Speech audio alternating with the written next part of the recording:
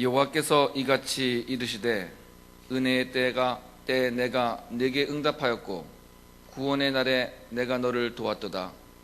내가 장차 너를 보호하여 너를 백성의 언약으로 삼으며 나라를 일으켜 그들에게 그 황무하였던 땅을 기업으로 상속하게 하리라. 내가 잡혀있는 자에게 이르기를 나오라 하며 흑암에 있는 자에게 나타나라 하리라. 그들이 길에서 먹겠고 모든 헐벗은 산에도 그들의 풀밭이 있을 것인즉 그들이 줄이거나 목마르지 아니할 것이며 더위와 볕이 그들을 상하지 아니하리니 이는 그들을 긍휼히 여기는 이가 그들을 이끌되 샘물 군원으로 인도할 것임이라. 내가 나의 모든 산을 길로 삼고 나의 대로를 도두리니 어떤 사람은 먼 곳에서 어떤 사람은 북쪽과 서쪽에서 어떤 사람은 시님 땅에서 오리라. 하늘이여 노래하라. 땅이여 기뻐하라. 산들이여 즐거이 노래하라. 여호와께서 그의 백성을 위로하셨은즉 그의 고난 당한 자를 긍휼히 여기실 것입니다. 오직 시온이 이르기를 여호와께서 나를 버리시며 주께서 나를 잊으셨다 하였거니와 여인이 어찌 그 젖을 먹는 자식을 잊겠으며 자기 태에서 난 아들을 긍휼히 여기지 않겠느냐. 그들은 혹시 잊을지라도 나는 너희를 잊지 아니할 것이라. 내가 너를 내 손바닥에 새겼고 너의 성벽이 항상 내 앞에 있나니 내 자녀들은 빨리 걸으며 너를 헐며 너를 황폐하게 하였던 자들은 너를 떠나가리라. 아멘. 19세기 중반에 덴마크의 출신의 철학자요 신학자인 조에렌 키에르케고르, 발음도 되게 어렵습니다. 키에르케고르라고 하는 분이 죽음에 이르는 병이라고 하는 책을 발표해서 인류의 신앙세계 또 정신세계에 큰 도전을 던진 바 있습니다. 그는 요한복음 11장에 나오는 예수님께서 죽은 나사로를 살리신 그 장면을 논하면서 최소한 그리스도인에게는 더 이상 어떠한 육체의 질병이라도 나사로를 살리셨기 때문에, 나사로를 무덤에서 불러내셨기 때문에 우리들이 어떠한 질병에 걸리더라도 그것을 우리의 죽음으로 이끌고 가지는 못한다 하는 것을 선언해 주셨다, 이렇게 밝힙니다. 질병은 우리들에게 죽을 병을 육체의 끝은 알릴 수 있지만 영혼의 죽음을 가져올 수는 없다라고 하는 것이 그의 지론이었습니다. 반면에 그리스도인 되었다 할지라도 우리가 온전한 그리스도인이 되지 못한다면 우리를 죽음에 이르게 하는 또 다른 질병에 걸리게 할 수 있다라고 주장을 하는데, 그 질병이 뭐냐 그랬더니 바로 절망이라고 하는 질병이다, 이렇게 주장을 했습니다. 인류에게 가장 중요한 문제, 인류의 영혼을 죽음으로 이끌고 가는 절망이라고 하는 것이 우리 인간 사회의 가장 심각한 문제라고 하는 그러한 진단이었습니다. 그는 그 책에서 사람에게 나타나는 절망이라고 하는 질병은 세 가지 종류로 나타난다, 이렇게 밝힌 바 있습니다. 굉장히 어려워서 제 나름대로 해석을 하면 이렇습니다. 첫 번째 절망은 절망했는데 자기 자신도 절망했는지 모르고 있는 상황, 자기를 의식하지 못하는 경우를 이야기하고, 두 번째 절망의 경우는 절망을 하다 보니 내가 나 자신이기를 포기하고 다른 뭐인가 이렇게 숨어 들어가는 그러한 절망을 이야기했고요. 세 번째 절망은 너무 절망했기 때문에 나 자신을 어떻게 다시 수습을 해서 강력하게 만들어서 나 자신이려고 하는 절망이다, 이렇게 세 가지로 나누었습니다.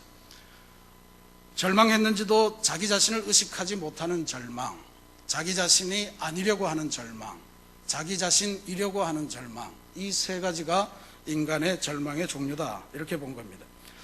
19세기 중반에 저술한 내용이지만 오늘 현대 인류가 맞닥뜨린 절망의 내용, 우리가 살아가는 모습을 대단히 잘 정리해 준 그런 내용이다, 이렇게 저는 보고 싶습니다. 첫 번째 절망이 자기를 의식하지 못하는 절망이다, 이렇게 봤는데, 자신이 절망 상태에 있다는 것조차도 아예 느끼지 못하는 그러한 절망 상태입니다. 목적을 잃어버린 채 내가 왜 사는지, 무엇을 향해 달려가는지 알지 못하는데 어쨌든 다람쥐 쳇바퀴처럼 계속되는 일상을 따라가느라고 분주하고, 그래서 바쁘다 바빠라고 입을 달고 살지만 도대체 무엇을 이루고 무엇을 향해서 살아가는지 모르는 것이 첫 번째 절망의 유형이다, 이렇게 볼 수가 있겠습니다. 두 번째로 절망해서 자기 자신이려고 하지 않는 경우, 이것은 키에르케고르는 약함에서 비롯되는 절망이다, 이렇게 규정했습니다. 절망해서 자기 자신으로부터 도망하려고 하는 경우, 이것을 말했습니다. 어디로 도망하냐 하면 다른 사람의 무리들 혹은 다른 어떤 물질, 다른 어떤 상황 이런 것으로 도망가는, 도피하는 그러한 경우를 의미합니다. 혼자 있는 것을 대단히 싫어하고 죽어라고 사람들의 무리 속에, 익명성 속에 도망하는 이러한 경우를 말해요. 오늘날 이것도 우리들이 많이 겪는 그런 절망의 한 유형입니다. 한때 대한민국의 청소년들이 너나 할 것 없이 겨울만 되면 입고 다니는 옷이 있어요. 놀스 페이스라고 하는 데서 나온 아주 좋은 뭐라고 그럽니까? 하여튼 그런 옷이 있죠. 그 브랜드의 점퍼를 입고 다닌 적이 있는데 이 점퍼가 참 따뜻할 것 같아요. 아직 못 입어봐서 모르겠는데 제품이 굉장히 좋기 때문이기도 하지만 청소년들 사이에서는 그 옷을 입지 않으면 어디 무리에 끼지 못하고 도태될 가능성, 왕따되는 두려움이 그들을 지배하기 때문에 너나 할 것 없이 그 제품을 구입해야만 됐던 그러한 경우가 있었습니다. 부모님들은 그거 사주려면 등골이 빠진다고 그래서 등골 브레이크다, 이렇게도 불렸던 옷입니다. 세 번째로 절망하는 경우는 절망해서 자기 자신이려고만 하는 경우를 나타낸다고 그랬습니다. 키에르케고르는 이것을 인생이 갖고 있는 고집이라고, 고집 때문에 생기는 현상이라고 정의했는데, 절망할 수밖에 없었던 원인을 내가 연약해서, 내가 부족해서 생겨난 문제니까 내가 좀 더 나 자신을 강하게 새롭게 창조하는 것이 문제를 이기는 길이다, 이렇게 보는 경우입니다. 오늘날 유행처럼 역시 번지고 있는 자기 개발 혹은 자기 실현 이런 것들, 힐링 이런 것들이 아마 여기에 해당될 겁니다. 근데 키에르케고르가 보기에 인간이라고 하는 것은 아무리 노력을 해도 자기 스스로가 온전히 절망을 이길 만큼 충분히 강해질 수도 없고 완벽한 뭔가를 소유할 수도 없기 때문에 이러한 자기 창조의 노력을 하면 할수록 인간은 더더욱 큰 절망에 빠질 수밖에 없게 된다 하는 것을 선언했습니다. 요약해보면 인간이 절망이라는 병에 걸리면 아무런 의식도 없이 그냥 무턱대고 살아가거나 아니면 남들이 살아가는 대세를 쫓아서 묻혀서 살아가거나, 그렇지 않으면 이루지도 못할 목표를 앞에다 두고 그것을 이루기 위해서 부질없는 노력을 하거나, 그게 자기 나름대로 살아가는 그러한 삶을 살거나 하는 중에 한 가지를 살게 된다, 이렇게 본 것입니다. 이 모든 것은 그러나 종류는 다 다르지만 결국은 사람을 더 큰 절망으로 이끌게 되고 인간을 결국은 영적인 죽음, 최종적인 죽음으로 이끌게 된다는 진단을 내렸습니다. 그래서 그는 인간이 이러한 절망을 극복하는 방법이 뭐가 있느냐, 그것은 바로 우리들을 창조하신 절대자와 완벽하게 연결되고 절대자와 나와의 사이에 그러한 관계를 회복하는 것에 있다고 결론을 내립니다. 그래서 한 손에는 하나님을 붙들고 한 손으로는 내 인생을 붙들고 이 두 가지를 연결시키기 위해서 부단하게 노력해가는 것, 여기에 인간이 절망을 이기는 가장 근본적인 비결이 있다, 이렇게 말씀을 했습니다. 하나님께서 우리 인생을 향해서 창조하신 목적과 소명, 하나님의 절대적인 뜻과 진리를 잘 깨닫고 그것을 따라 사는 것, 그것만이 우리 삶을 괴롭히는 절망에서 벗어나서 새로운 소망과 새로운 기쁨의 세계로 나아갈 수 있다는 그러한 진단이었습니다. 오늘 우리가 봉독한 이사야 49장의 말씀은 우리가 살아가면서 느끼게 되는 절망의 세계도 보여주고요, 그 절망으로부터 벗어나서 새로운 하나님의 기쁨으로 나아가는 비결도 또한 우리들에게 보여줍니다. 이사야 49장의 배경은 바벨론 포로 시기였습니다. 바벨론 포로의 경험은 이스라엘 백성에게 아주 충격적인 절망으로 다가왔을 겁니다. 왜냐하면 자신들은 하나님께서 선택하신 선택받은 백성이고 하나님께서 친히 돌보시고 끝까지 돌보시기 때문에 어떠한 해도 받지 않을 거다 믿고 살았던 존재들이었는데 어느 날 갑자기 이방인들이 자기들을 침략해서 나라도 빼앗고 그 다음에 자신들의 믿음의 근거였던 하나님을 예배하는 성전도 파괴해버리고 그리고 결국 자신들은 선택받은 백성이라고 그렇게 자만하면서 살았지만 결국은 이방인들 밑에서 노예로 살아가야 되는 비참한 현실을 맞게 되었기 때문입니다. 그들의 절망적인 상황, 이것을 단적으로 표현한 탄식이 바로 14절 말씀에 나와 있습니다. 시온, 이스라엘 백성입니다. 시온이 이르기를 여호와께서 나를 버리시며 주께서 나를 잊으셨다 하였거니와 그랬습니다. 하나님께서 우리를 버리셨고 하나님께서 우리를 이미 잊어버리셨다라고 하는 것, 이스라엘 백성에게 이것만큼 심한 절망은 없습니다. 게다가 포로 생활은 녹록지 않았을 겁니다. 많은 사람들이 바벨론의 문화를 따라갈 수밖에 없었고 바벨론의 신들을 우상 숭배하면서 그렇게 살아갈 수밖에 없었을 겁니다. 많은 사람들이 도대체 왜 살아야 되는지, 무엇을 향해 살아야 되는지 목적을 잃고 다람쥐 쳇바퀴 같은 그 삶을 살아갔을 겁니다. 우리나라가 일본 제국주의에 강점되어서 그 식민 통치가 정말 극한 상황에 다다랐던 1920년대에 우리나라 젊은이들 사이에 유행했던 노래는 희망가라고 하는 노래였습니다. 그 가사가 이렇습니다. 이 풍진 세상을 만났으니 너의 희망이 무엇이냐? 부귀와 영화를 누렸으면 희망이 족할까? 푸른 하늘 밝은 달 아래 곰곰이 누워 생각하니 세상 만사가 춘몽 중에 또다시 꿈 같구나. 이 풍진 세상을 만났으니 너의 희망이 무엇이냐? 부귀와 영화를 누렸으면 이 맘이 족할까? 담소 화락에 엄벙덤벙 주색 잡기에 골몰하니 세상 만사를 잊었으면 이 맘이 족할까? 이런 노래를 부르면서 어찌할 수 없는 자기 자신의 모습을 현실의 쾌락과 현실이 주는 그 패배주의적인 감성에 붙들려서 세월을 낭비하는 그러한 모습으로 살아갔던 것이 우리네 모습이었습니다. 그런데 하나님의 생각은 달랐습니다. 하나님께서는 이스라엘 백성들은 하나님이 그들을 버렸고 또 잊으셨다고 탄식하며 절망했지만 하나님께서는 선언하시기를 나는 단 한 번도 내 백성을 잊어본 적이 없다고 그렇게 선포하십니다. 여인이 어찌 그 젖먹는 자식을 잊겠으며 자기 태에서 난 아들을 긍휼히 여기지 않겠느냐. 그들은 혹시 잊을지라도 나는 너를 잊지 아니할 것이라. 아멘. 사람들은 혹시 잊을 수가 있어도 하나님은 절대 당신의 백성을 놓지 않겠다는 하나님의 약속의 말씀입니다.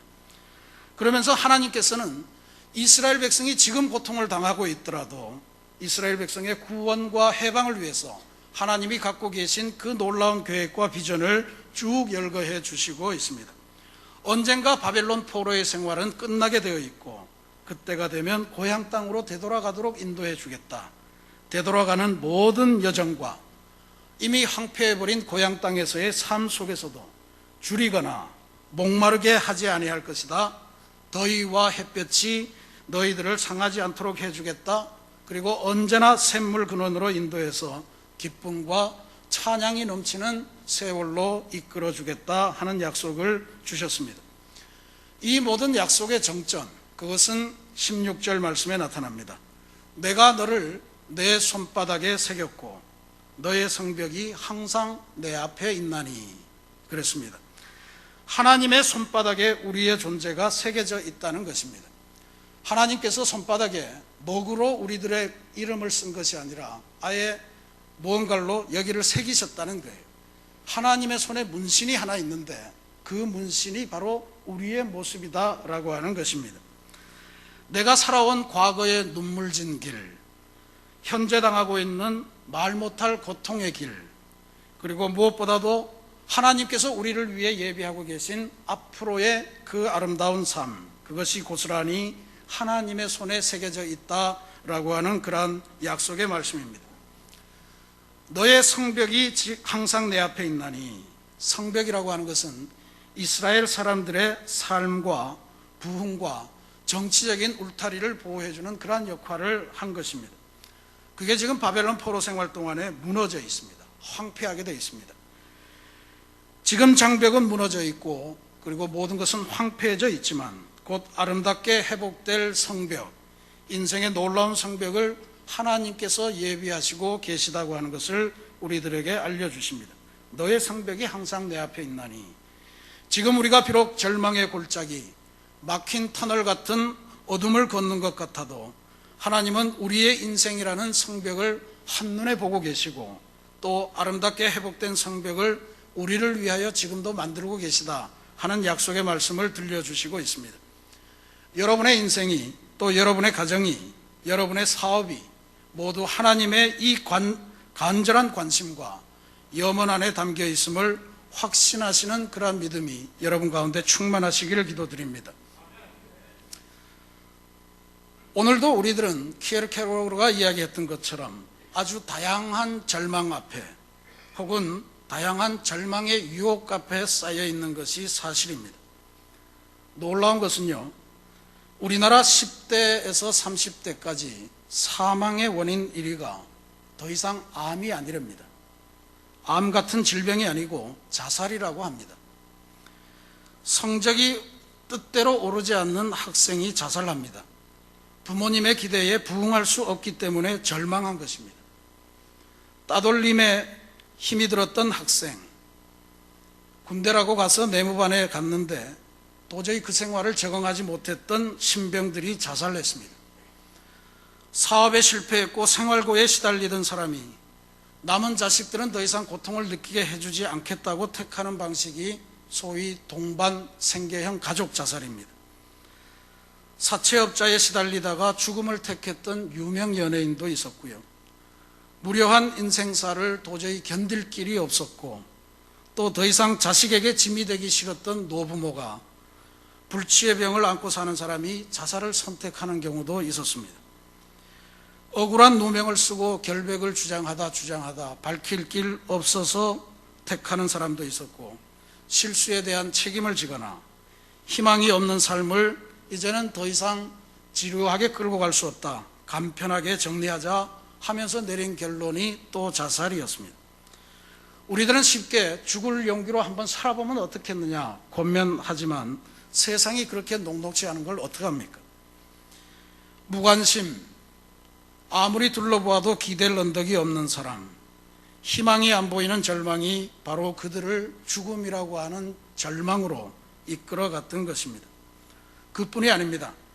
오늘날 우리는 이미 40대 후반으로 가면 조기 퇴직이라고 하는 인생의 검은 구름이 몰려오기 시작합니다. 평생을 힘겹게 자식을 키우며 헌신해 왔지만 노년에 다가와서 빠지는 외로움과 가난을 피해갈 수가 없는 세월이 되었습니다. 이러한 우리도 어떻게 할 수 없는 절망을 도대체 어떻게 빠져나가시겠습니까? 그냥 되는 대로, 세월이 이끄는 대로 자포자기하시면서 살아가시렵니까? 아니면 남들이 사는 대로 어영부영 대세를 따라 그렇게 살아가시겠습니까? 아니면 되지도 않는 강한 자기를 창조하겠다고 부질없는 힘을 쓰면서 그렇게 아둥바둥 해보시겠습니까? 키에르케고르는 인간의 죄를 용서하기 위해서 인간의 몸으로 이 세상에 오신 구원주 그리스도에 대한 독실한 믿음, 오직 그 믿음만이 절망이라는 걸림돌에 걸려 넘어져 죽음의 악순환을 반복하는 이 불행을, 절망을 막을 수 있다고 강력히 주장을 하고 있습니다. 오늘 우리도 따지고 보면 이 절망의 상황을 살아가면서 누군가 나의 말과 나의 마음을 있는 그대로 받아줄 어떤 존재를 필요로 하고 있습니다. 언제나 변함없이 그 자리에서 내가 어떠한 조건에 처해 있든지 언제나 진실하게 나를 인정해주는 그분, 예수 그리스도를 강력하게 필요로 하고 있습니다. 오늘 우리가 몸담고 있는 이 교회라고 하는 공동체, 그것은 바로 죽음에 이르는 현대병, 절망을 이기도록 돕고 주님과 연결해서 그것으로부터 해방되도록 만드는 그러한 공동체입니다. 주님께서 핏값을 주시고 사신 교회는 바로 절망이 가득한 세상에서 절망을 이길 유일한 비결인 예수 그리스도를 소개해주고 절망에 빠진 사람들이 예수님과 연결되도록 돕는 곳입니다. 우리는 이것을 늘 드리는 예배와 하나님의 말씀과 또 성도의 교제를 통해서 이루어 가려고 그렇게 애쓰고 있는 중입니다. 특별히 감리교회는 처음부터 교회라고 하는 제도로부터 시작한 것이 아니고 속회라고 하는 신앙 공동체로부터 시작한 아주 특이한 기독교 교파입니다. 선포되는 주일의 말씀을 가지고 힘차게 세상에서 분투하고 다시 그 분투한 열매를 가지고 소그룹으로 모여서 승리한 간증을 함께 나누었습니다. 때로 패배한 분도 계셨지만 패배한 이야기도 함께 나누면서 서로 중보기도 해주고 그리고 승리한 사람으로부터 승리의 비결을 배웠던 것이 우리들의 속회였습니다. 혼자서는 도저히 감당할 수 없었던 그 절망, 그것을 주님의 십자가의 사랑과 연결하면서 새 힘을 얻고 함께 그리스도의 나라를 이루는 용사로 거듭나보자, 그렇게 결심했던 공동체가 바로 우리에게 주어져 있는 속회였습니다. 오늘날 이 속회는 감리교에서 죽어가는 지 오래가 됐습니다. 대신에 이 속회를 받아다가 부흥한 교회가 바로 순복음교회입니다. 오늘 우리 감리교에서 이 속회를 다시 살려야 되겠습니다. 우리 새신교회부터 시작해서 이 속회를 살리고 속회를 통해서 세상이 주는 절망을 이기고 그리스도인다운 삶을 새롭게 살아가는 그러한 절망을 이기는 용기, 절망을 이기는 치유, 그것을 하는 그리스도인의 공동체로 만들어야 할 줄로 믿습니다. 사랑하는 새신교회 성도 여러분, 오늘도 우리 주변에는 다양한 삶의 절망으로 인해 삶과 죽음의 길 사이를 헤매는 많은 이웃들이 존재하고 있습니다. 어쩌면 이 자리에 와 계신 여러분들 속에도 그와 같은 절망의 골짜기를 한참 걸어가고 있다가 이 자리에 오신 분도 계실지 모르겠습니다. 무엇보다도 우리들의 자녀들을 유심히 보셔야 됩니다. 그들의 자녀들을 절망으로 이끌고 가려고 하는 세상의 그림자가 정말 짙게 드리우고 있습니다. 오늘 우리 하나님께서 주신 약속의 말씀을 다시 한번 되새기며 이 절망의 그림자를 걷어낼 비결을 배우십시다. 내가 너를 내 손바닥에 새겼고 너의 성벽이 항상 내 앞에 있나니. 오늘 우리는 우리의 자녀들이 하나님 손에 새겨진 그러한 손바닥 안에 있는 하나님의 문신 같은 인생임을 확신시켜주고 그들이 살아가는 인생의 모든 괴로운 인생의 여정, 그 성벽이 항상 하나님 앞에서 기억되고 있고 하나님이 감찰하심을 알려주고 또 잘 가르쳐 주시는 그러한 부모님들이 되어야 하실 줄로 믿습니다. 하나님께서 주신 소명, 하나님께서 손바닥에 새기신 인생, 하나님께서 그려주시는 우리 자녀들의 아름다운 인생의 성벽을 발견하시고 그 길로 올곧게 걸어가시는 그러한 인생길을 여러분과 여러분의 자녀들이 함께 누리시기를 부탁드립니다. 2015년 이번 가을을 맞이하면서 우리 새신교회는 중요한 두 가지 사역을 감당하고자 기도하면서 출범합니다. 지난 수요일에 자녀를 위한 기도회를 시작했습니다. 더 이상 자녀들을 세상이 주는 절망의 그늘 아래 버려둘 수 없다라고 하는 우리들의 고백입니다. 우리의 자녀들은 하나님의 손바닥에 새겨진 존재이고 그래서 언제나 그 인생의 성벽을 돌보시는 하나님의 인도하심에 맡길 수밖에 없다라고 하는 새로운 결단을 하려고 합니다. 장안에 소문난 자녀 교육의 전문가들, 또 자녀를 직접 길러보시고 숱한 패배와 그리고 절망을 경험하셨던 그 어머니들을 모셔서 함께 어떻게 우리들의 자녀들을 하나님의 손바닥에 새겨진 존재로 키우겠는가 하는 것을 함께 고민하려고 합니다. 우리들도 변화되어야 됩니다. 부모되는 훈련을 하는 그러한 시간으로 삼고자 합니다. 우리 모두가 하나님의 손에 새겨졌고 하나님의 눈앞에 언제나 존재하는 그러한 성벽 같은 인생으로 살아가기를 결단하는 시간입니다. 또 하나는 우리의 가족을 넘어서 있는 새 생명을 주님께로 인도하는 새신교회의 새생명 축제 해피칸타타 2015년 하반기 프로그램입니다. 수많은 우리들의 사랑하는 벗들이 현실에서 느끼는 절망감으로 인해서 좌절하고 있습니다.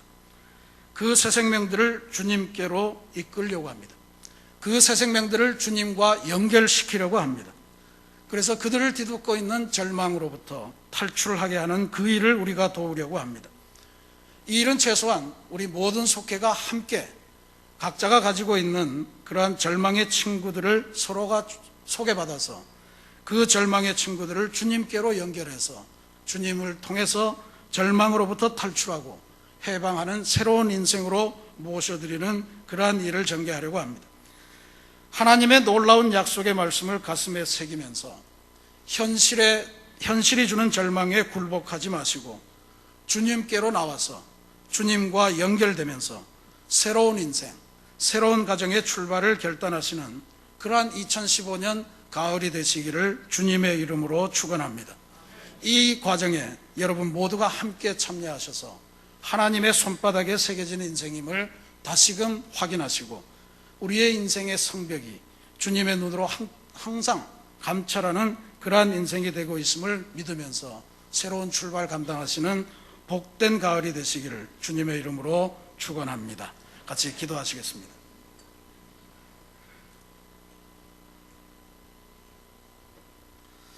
사랑이신 하나님, 우리가 온전한 그리스도인으로 살지 못하기에 세상이 주는 절망의 다양한 유형을 거쳐갈 수밖에 없습니다. 인생의 절망에 처할 때마다 우리들이 우리 스스로의 길을 포기하면서 세상에 대해서의 우리를 맡기기도 했고, 또한 나의 안에 더 강한 나를 만들기 위해서 부질없는 노력을 하며 교만을 키우기도 했었고, 심지어는 내가 절망에 빠져 있는지도 모르고 그렇게 하루하루를 의미 없이 살아가는 인생이기도 했습니다. 하나님, 모든 절망을 이기는 유일한 길, 그것은 우리를 창조하신 하나님과 우리가 연결되는 그 길에 있음을 주님 저희들이 기억하게 도와주시고, 우리를 주님의 손바닥에 새겨주신 하나님의 사랑을 기억하며 하나님께서 우리를 돌봐주시는 그 은혜의 눈길을 주님의 도움 삼아 우리들에게 주어진 인생의 길을 승리하는 귀한 역사가 넘치도록 도와주시옵소서.